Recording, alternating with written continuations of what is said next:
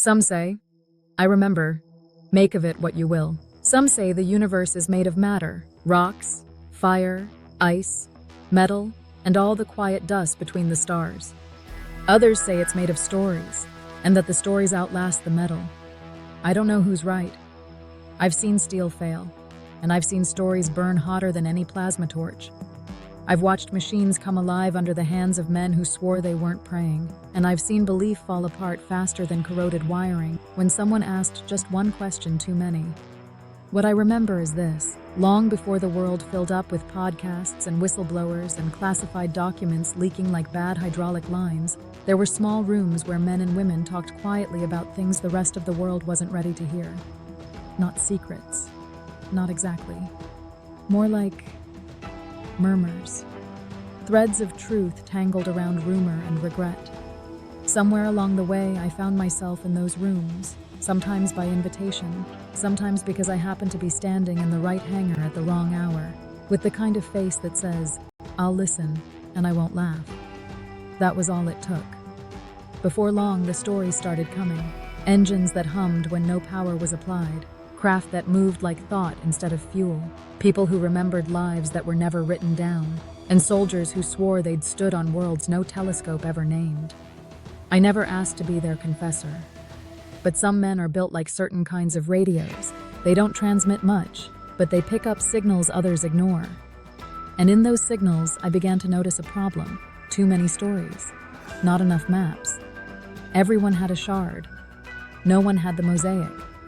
You could spend a lifetime chasing remote viewing protocols, fusion containment whispers, UFO sightings from men with tired eyes, mathematics that spoke of spirals and charge compression, or testimonies of time lost somewhere between Earth and somewhere else.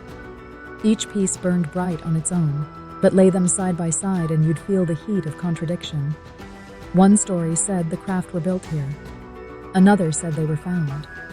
A third said we remembered how to make them because once upon a time we forgot.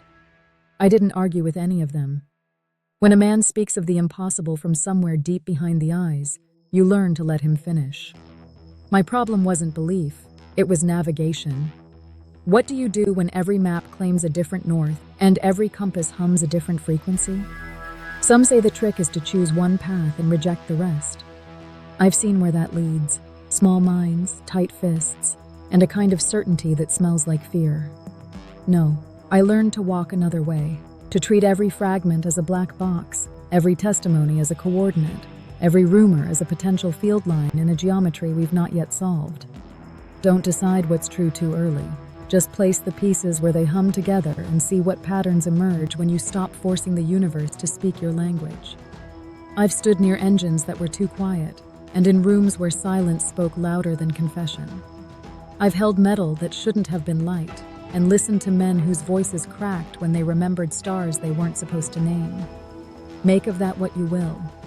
All I know is this: the stories are piling up faster now. The maps are still missing. And whatever waits behind the curtain of consensus reality is growing impatient. The wizard's problem is not collecting more stories. God knows we're drowning in them. The wizard's problem is to listen long enough, quiet enough, to hear the thread that ties them together without snapping it by pulling too hard. So I begin where any craftsman does, with a bench, a light, and a pile of parts that don't yet fit. Not to believe, not to deny. Just to remember what every good mechanic learns early. Don't throw anything away until you understand what it does. Chapter 1. Complete. Global Robotics Corporation.